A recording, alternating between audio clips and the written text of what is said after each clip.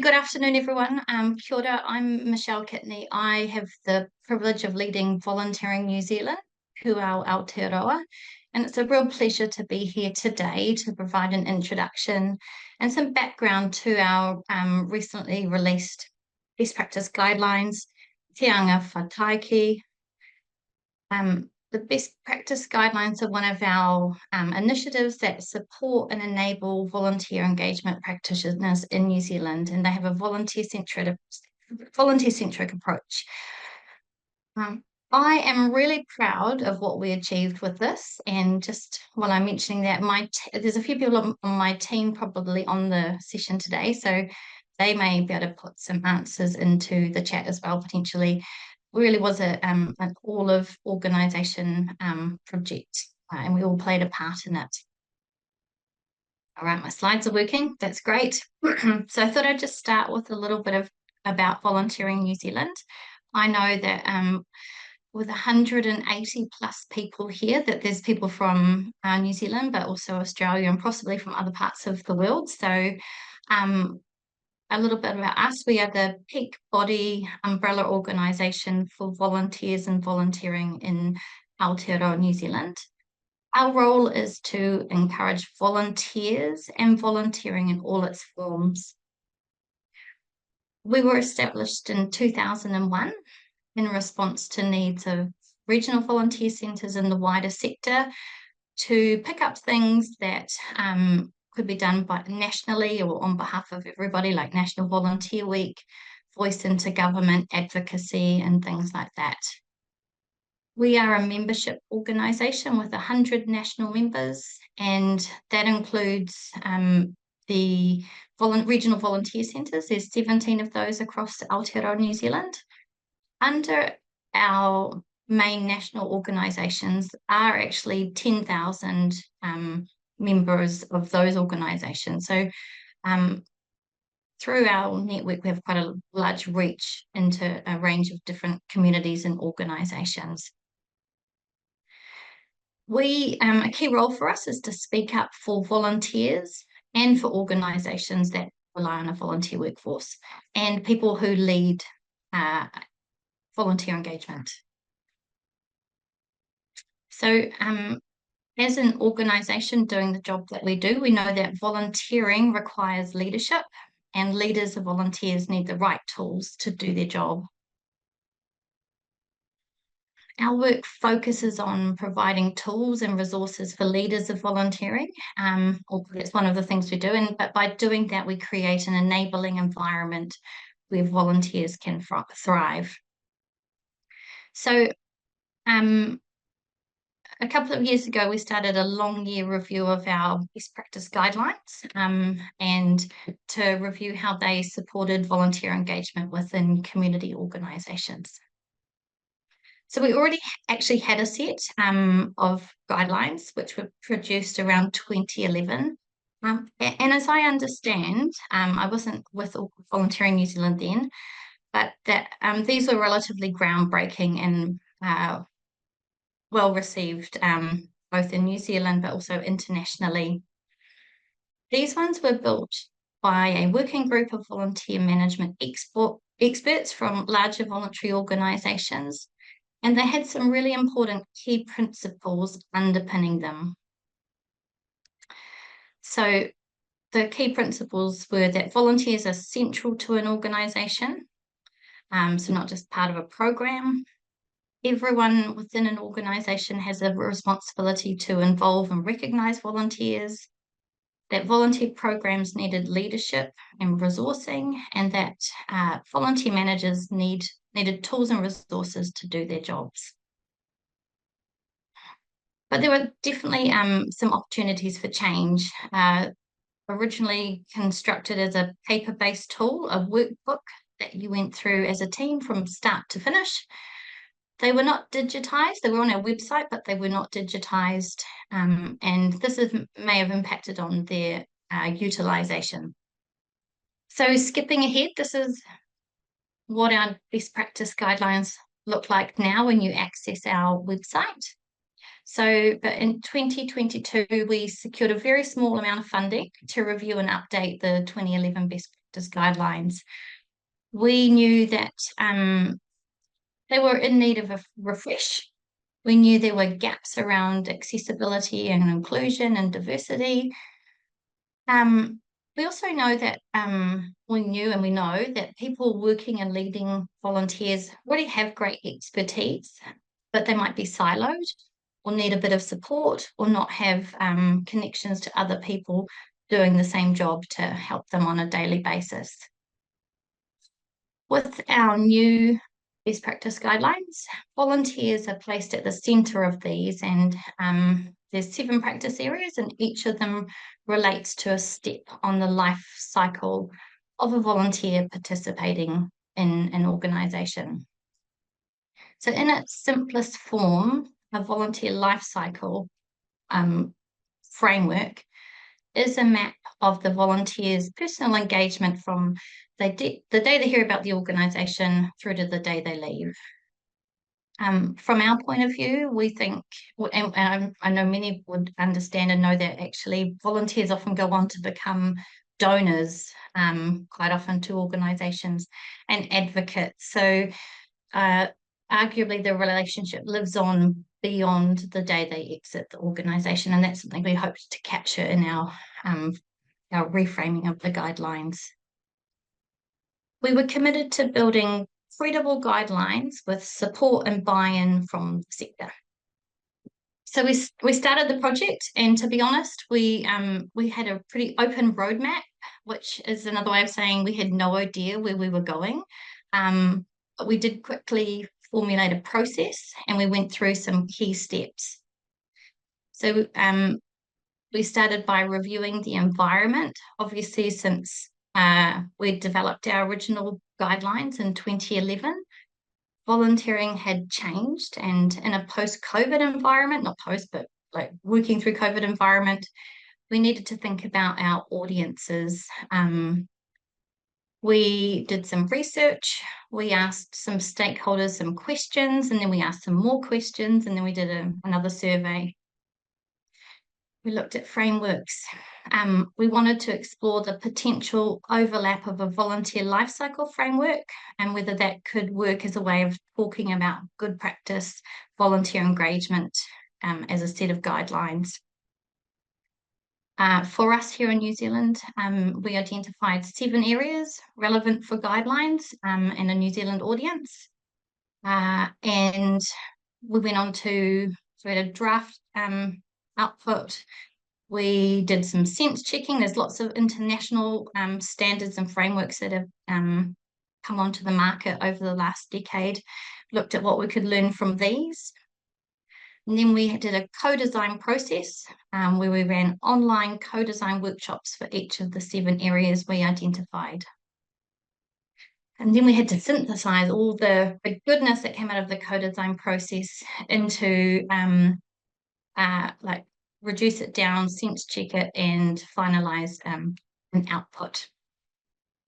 So that's a bit of an overview of process that we've gone through. I'm just gonna, I'm not gonna go right through the detail of what we did, but I am gonna touch on some things that we learned along the way. So in the sort of review and research phase, we commissioned a desktop scoping review paper, and it examined how well our existing best practice guidelines met current needs, and it identified gaps that a refresh should address. It gave us some key recommendations to take into our refresh, and in particular, it suggested that we focus on our audience, that we aim at in the creation process at smaller organisations, that we look at the framing and the accessibility for smaller to medium-sized organisations, and that we make it more of an online tool. It definitely recommended that we provide practical and easy to use resources, not too many of them. It recommended that we did use the co-design process, and that we try and draw on a broad range of people to contribute to that process. had some ideas around updating the content around inclusion and diversity, and it clearly suggested that we look at a new structure and considered alternatives like the volunteer life cycle. So on this slide, you can see a, a graphic related to the volunteer management cycle. If you Google volunteer life cycle, there's lots and lots of different iterations of this across the internet. To its simplest form, it's a way of kind of analyzing or capturing how an volunteer might journey through an organization. This one has um, a volunteer management cycle as its framing, and we really wanted to put the volunteer at the center of our life cycle and map and make them the heart of everything that we did. So I'm just going to ask a quick question, and I won't be able to see the answers in the chat, but so you may know if you've ever done a Google of volunteer best practice, that there's a lot been written about it. Do you have any idea how many Google results you can pull up if you Google volunteer best practice? I can't see anyway, but yeah, it's yeah, it is actually the highest one. There's 120 million results when we did our initial research. So, but on the flip side, a lot of it isn't actually evidence-based. So, one of the things our desktop research person pulled up for us was a meta review of evidence-based volunteer management. And it only found 81 papers that had directly tested the effectiveness of volunteer management practices.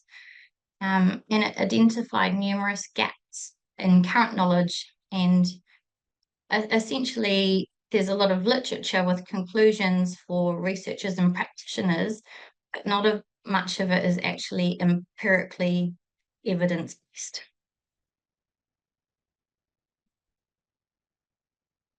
However, in those 81 papers, they did find a range of evidence-based best practices, areas to focus on that are seen as making a difference, and evidence is making a difference in volunteer management best practice. So there's about 11 practices up there, and yeah, it is worth noting that the research that we're talking about has been conducted in a Western setting, and that may add some limitations to how we think about and talk about it. The most interesting thing, the flip side of this was that there was the research, there was no support found in no evidential support for the effectiveness for best practice in volunteer management for written policies or record keeping, even though they are clearly important organisational matters. So we moved through the process and we started thinking about frameworks and sense checking where we were going. This is a working image we had to explain internally and to key stakeholders on the journey with us what we were thinking about. So you can see from there, we've looked at those 11 areas and we've whittled them down or packaged them together into 7 areas,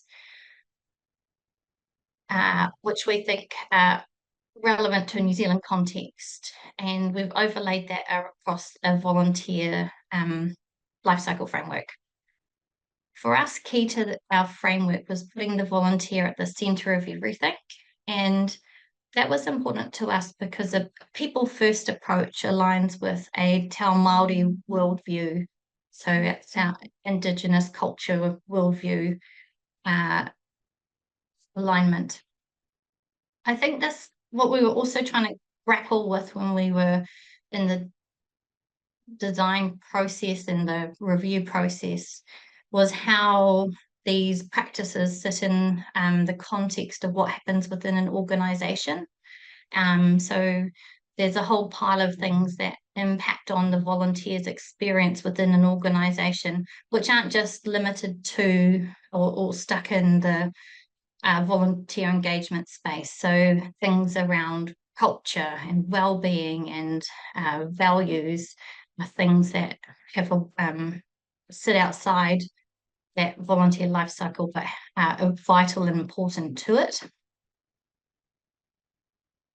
including policies and procedures, obviously, which are important to an organisation. So we went on to sense check our draft framework. We analysed our 7 areas against our old guidelines.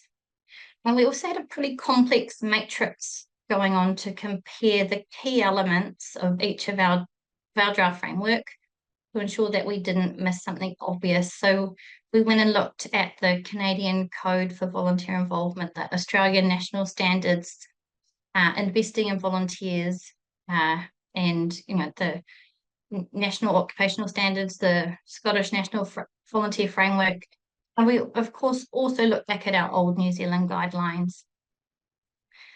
Each of these were framed slightly differently, but it was a really useful process to make sure that we were on the right track and that we weren't leaving something out that was vital.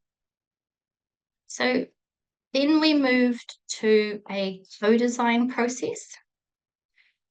To do that, we used Mural, which is an online co-design platform. This was actually brilliant as it enabled us to run the process online completely. And as a small national organisation with people like stakeholders across the country and a limited budget, we were able to maximise participation from across New Zealand using that tool. So we held an online session for each of the 7 practice areas in February and March last year. We had over 60 participants self-selected from a wide range of community organisations. What was interesting is most people who came in the volunteer engagement space were also experienced volunteers themselves as well. So it was quite nice that they could bring that hat and that lens. So we generated thousands of digital post-it notes in Mural.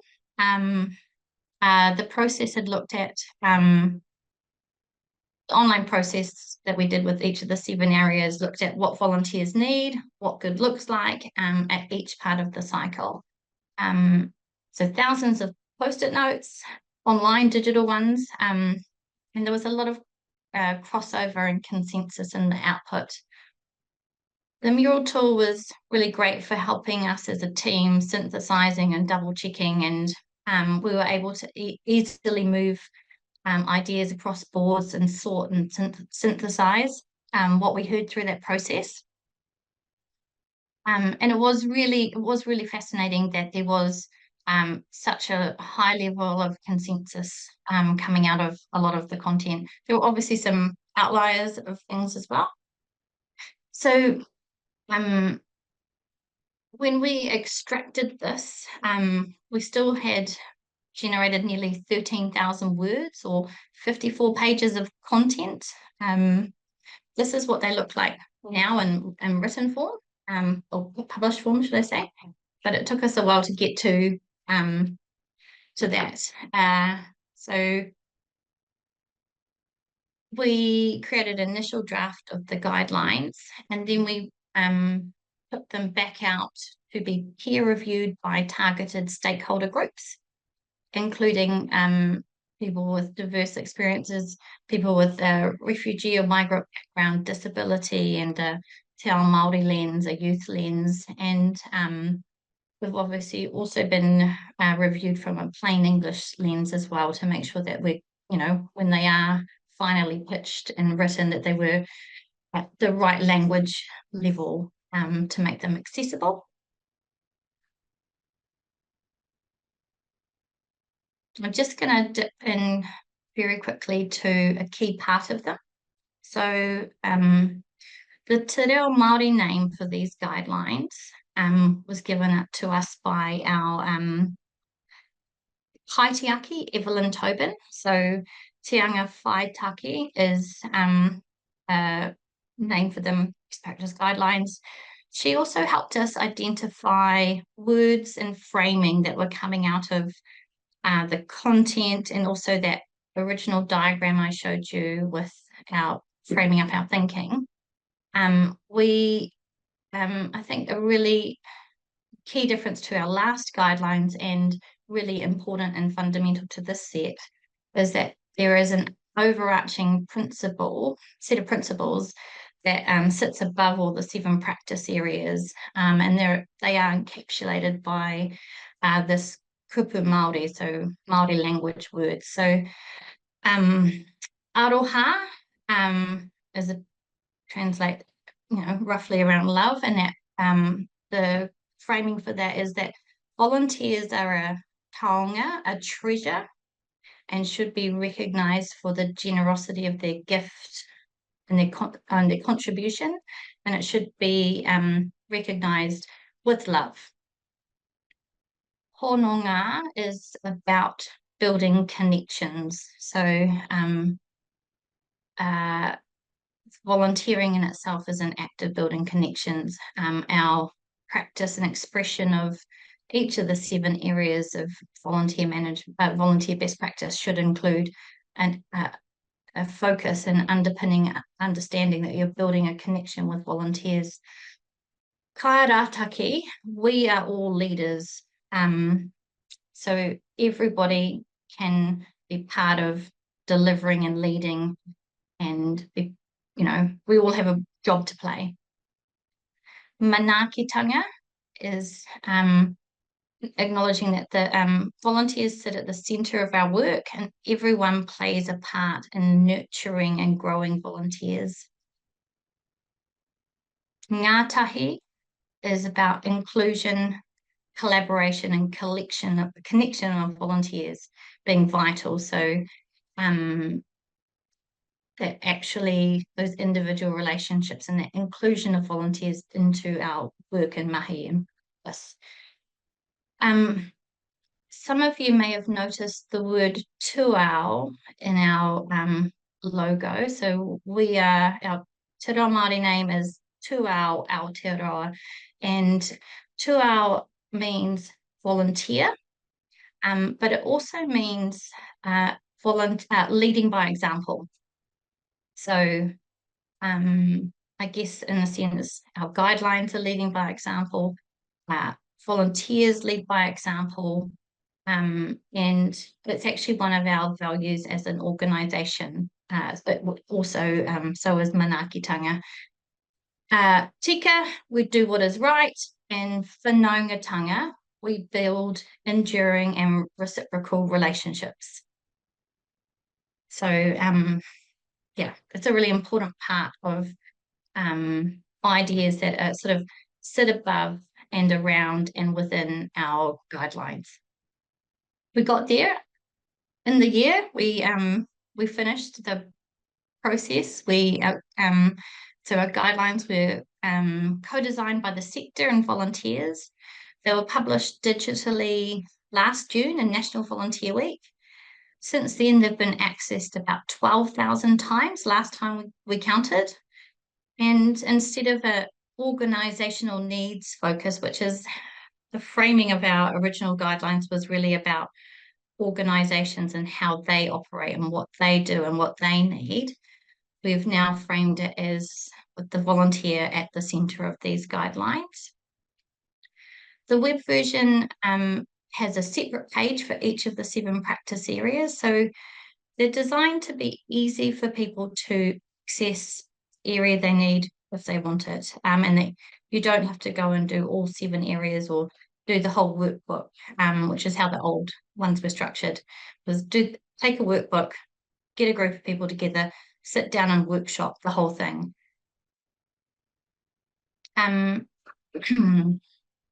So it's covering the 7 key areas which relate to a step on the life cycle of a volunteer participating in an organisation. Each of the 7 sections includes key principles in addition to the principles I just talked about. Each section has a key principle and a rationale, what volunteers need and what good practice looks like, and actions that organisations or volunteer leaders could take. Each section also has and we went back and did this in more detail over the last year. We've given a carefully curated set of useful stuff was the best title we could come up for it, which can be found under each of the 7 sections. And it does include some policies and some templates and just stuff that we've found that's simple and easy to use, and not too many of them either, you know. But yeah, we're always open. If you've got some ideas or templates or resources to add in, please do get in touch. We've also got a PDF version that you can download or print off if you do want to look at the whole lot. And we've surprisingly we found the printed version, which I'm holding up now, to be actually quite popular. So we've given those out in our conferences and stuff. So the online format and structure is more accessible, and yeah, I'm really proud of that output, as it were. So who are they for? They've been designed obviously as a tool for community organisations working with volunteers. As we were working through the project, we kept bringing ourselves back to what smaller organisations would need, because here in New Zealand there are a lot of them with limited access to resources. So they've been designed with small to medium-sized community organisations in mind. But what we're seeing is they've been used by large and small organisations alike. So, and how they will be used will be different across organisations. How you implement the information in each of the practice areas will vary. And there's a real richness and opportunity for it to, when we've seen people doing workshops and doing stuff online about them, was actually getting people together to talk about what they're doing and sharing their good practice with each other. So I guess a key point that we want to make is that they're not a set of things that we think you must do, simply a framework for support, ideas, and things to think about within your own organisation.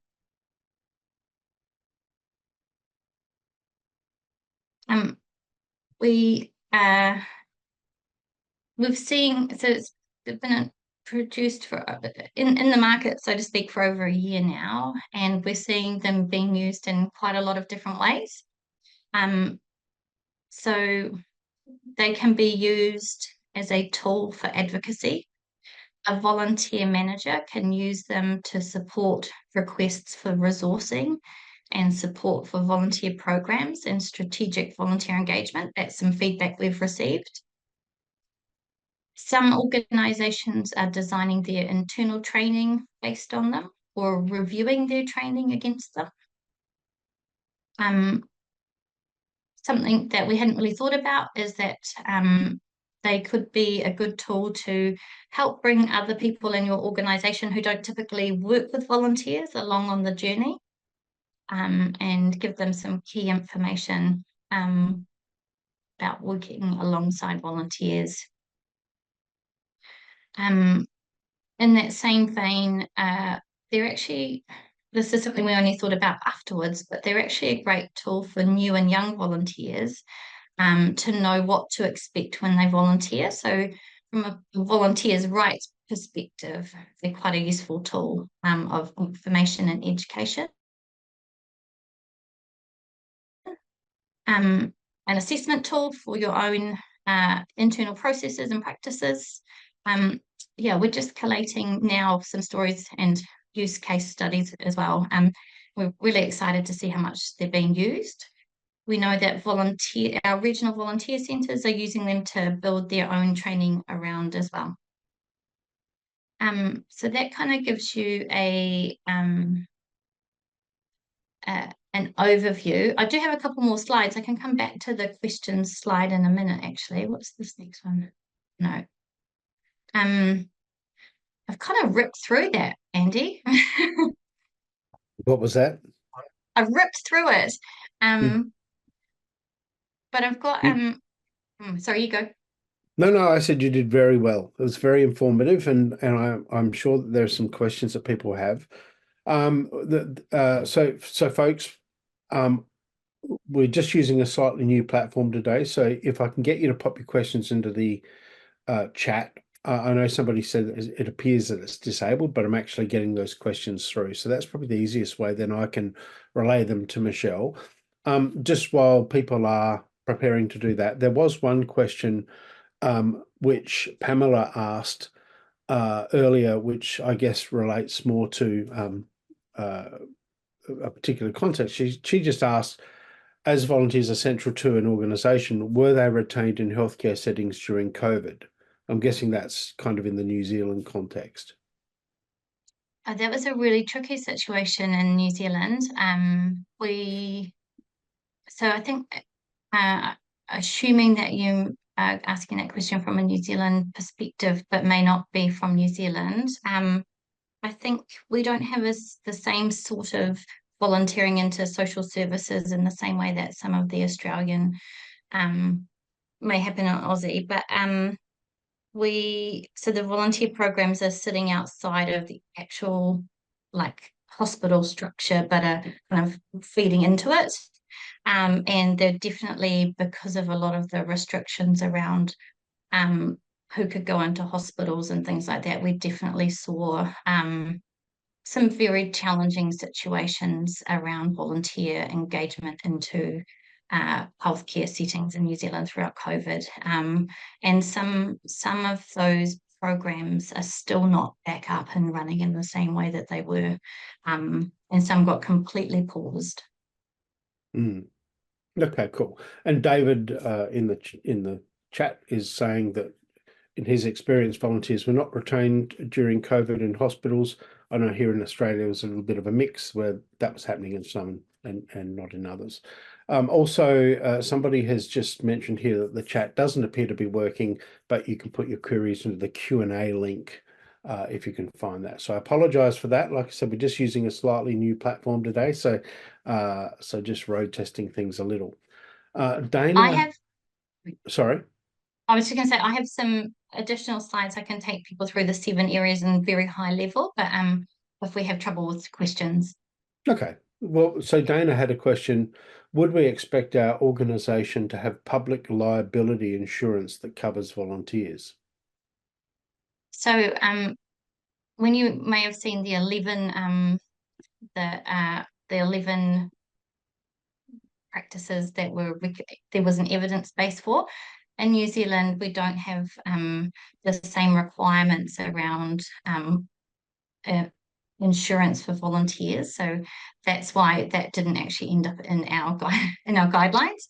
I didn't mention it at the time, but it's we have yeah, I mean, organisations do often have public liability insurance for governance volunteers, but and for the operations of the organisation, but in terms of specific volunteer insurance, we don't have the same system here as it might be in Australia. So I can't really speak to that very well. That's fine. Next question is it's challenging managing staff and volunteers at the same time. What are your thoughts? Is it better that volunteers are managed solely by a separate volunteer manager? I think it's important that they are led and enabled by people who understand and support and get them. I don't think it like I, in different organisations that may look different, but I think there definitely should be appropriate level of resourcing for the level of volunteer engagement and activity that is happening within the organisation. Cool. Thank you. You might have some views on that, Andy, yourself. Oh, yeah, I don't want to dive too deeply into that, but I agree. I think it's very contextual in terms of the size and the scope of the organization. In smaller organizations, I think it's possible that that can be done in the one place, but I think when you get into larger Mm. organizations, having dedicated volunteer management leadership is really, really critical and really important. So that would be my opinion on that. I think David, appropriate resourcing for the size and scale is the thing that organizations should hopefully be able to be doing or advocating for as well. yeah. Just going back slightly to the insurance question, David has jumped in and said that in New Zealand, volunteers are covered under the ACC scheme. So that might be a slight variation as to what happens here in That's Australia. true. Not in the same way, and not there is some, yeah, we have a universal accident insurance scheme that covers anybody at work and at play.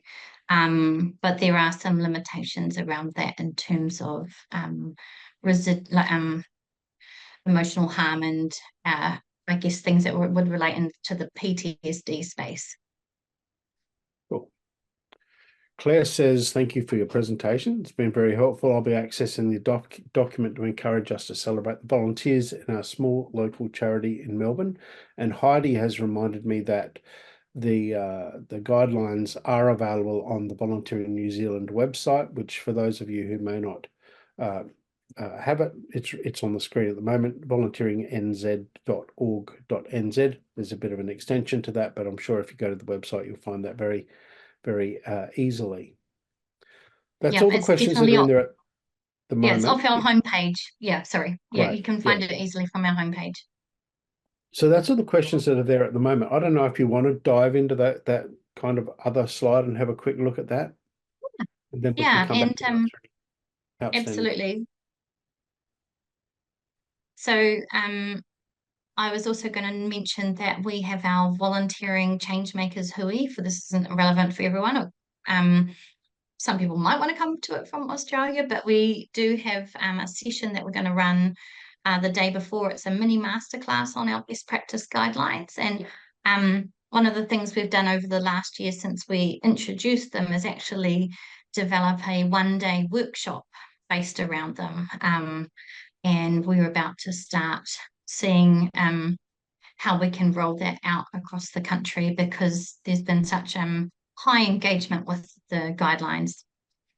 Um, so this is sort of a very stripped back tour of the 7 areas. So practice area 1 is recruiting and engaging volunteers. So I think I've already mentioned, so this is gives you a sort of snapshot of what you'd see if you went to our website to each of the 7 areas. And there's the principles and volunteer needs.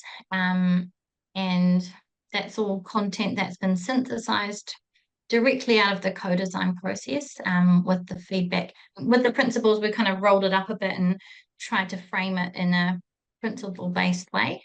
When you go to the practice area 1 on our website, you'll see that there'll also be examples of what good practice could look like, and obviously the useful tools and resources and policies that I mentioned.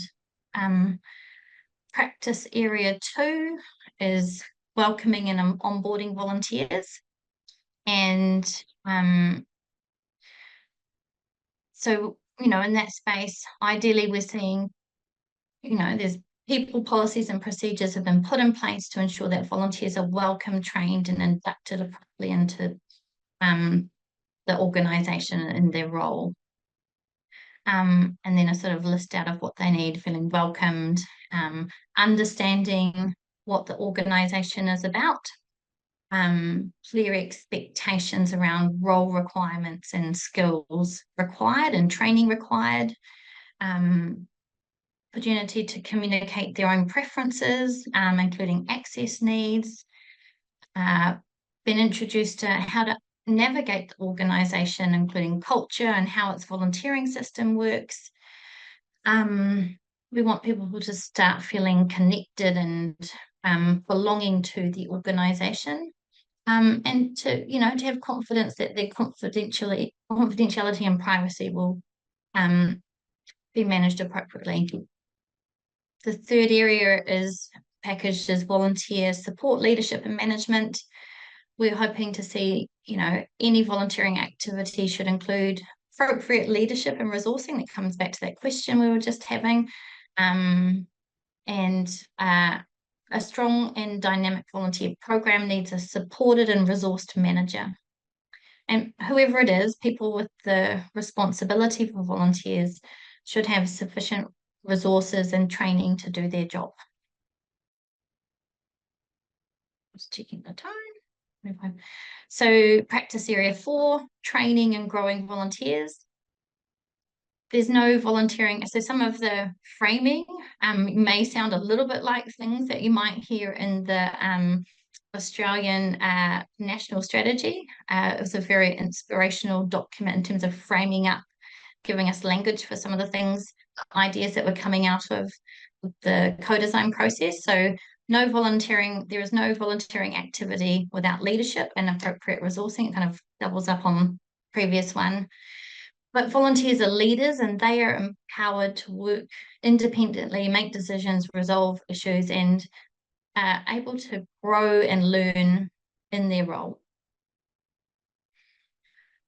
Practice area 5, feedback and recognition. The high-level principles are volunteers give and receive feedback and receive recognition appropriate to their unique self. The value and impact of volunteer contributions are understood and acknowledged within the organisation and communicated to the volunteer. And volunteer contributions are acknowledged in a range of different ways and different tools and appropriate to the volunteer's individual circumstances and need. Oh, I might have missed one. It's down further. Anyway, moving along. So the final one is about exiting volunteers. So just a little side note around this. So the kind of calls we get here at Volunteering New Zealand are the really difficult ones. They're the ones that haven't been resolved within an organisation. It could be a volunteer manager, it could be a volunteer, could be a board chair. Often we are called when things have gone really, really wrong. And when you listen to that call and you talk to them about it, it's often because at this exit or tricky stage, they haven't done the stuff at the start. So we're quite focused on the fact that, get up, load it up front, get it right, and then actually this exit, the troubles at exit will be reduced. And actually it's also the right thing to do. But we've sort of held in here relationships are at the heart of volunteer engagement and involvement, even when people are leaving. It's a really important time to be, looking at that as not just an end, but actually it's an evolution of the relationship into a new phase. But also volunteering is a choice, and volunteers may leave at a time that suits them. I think that's sometimes a tricky one because actually leaving is healthy, and succession planning and growing and doing different things and new and different things is all part of the cycle. An important part of the life cycle. We haven't given a particularly good name, but exiting volunteers. So so that's just a very quick high level tour. Please go to the website and have a look in more detail or contact our team to discuss if you want. Fantastic. I think that's been really helpful just to have a quick look at the different areas and understand a little more deeply what's in there. Just a couple of other quick comments. Bridget is located in Hawke's Bay, and she's just asking that if the one-day workshop can't be provided in Hawke's Bay, would you be able to supply the one-day workshop online? So that's just something for you to take away. Yes, Bridget. We're looking actually if we can get funding to go regional, to bring it low cost regional, but we also do have plans for online stuff as well. Making it our stuff accessible in different ways and different formats. Absolutely. So yes, and get in contact, Bridget. We can talk. Excellent. And Lucy is saying that she's just commenting that being upfront with how a volunteer's engagement might end is often overlooked, and that is a really great thing that you've highlighted there. And a few other people are just saying thank you. David particularly is saying that he would like to thank you for your presentation. He's fully immersed in the guidelines, developing strategic planning for further professional development in the health space in New Zealand. He's currently adapting the guidelines to their regional Māori health strategy and would welcome any further discussions about how that might look in the future, especially as some of the guidelines require a different approach or interpretation, which might better align to Māori Indigenous understanding. So he just says, thank you for this discussion, Michelle. So thank you, David. And we'd yeah. love to hear about how you take them into different spaces. Yeah. All right. Well, that seems to be all the comments and questions, Michelle. So we might wrap this up. So thank you so very much for your time today. Hopefully everyone's found that really beneficial. I encourage everyone that's on the call not only to have access to this. There is a question. I'll get to you in 1 second, Jody. But also to access the actual guidelines and have a good look at them and download them and implement them. And if well, regardless of where you are, maybe compare them against Volunteering Australia and other standards, because the more of this information that we pull together and kind of think about and learn from different perspectives is really really important. Now, someone had their hand up. And we'd love to hear any feedback or ideas or we'd love we see them as a thing that we will look after and maintain in perpetuity. So there is always going to be a growth and evolution to them. Yeah. Jody had her hand up. I'm going to push a button here, Jody. Hopefully you can talk now. Let's see if that works. Hello. Hey, it works. Fantastic. I just wanted to, it wasn't so much to ask a question, it was just to say thank you to you both for delivering this this information. It's been really worthwhile listening to, and just some things I was aware of and some things I aren't. So there's always something to gain. So thank you. Fantastic. Thank you. Thank you, Jody. It's been quite fun actually going back over the project and about how we did it and what we learned, because I think it was really important, and it's kind of finalized in a nice neat product, but there was a lot of stuff learned on the journey. Fantastic. All right, folks. Well, enjoy your day wherever you are. Thank you again, Michelle, and good luck with leading your volunteers in new and dynamic ways. Thanks, everyone, for attending. Thank you, everyone, for participating. It's been awesome and so exciting to have so many people listening. So, kia ora.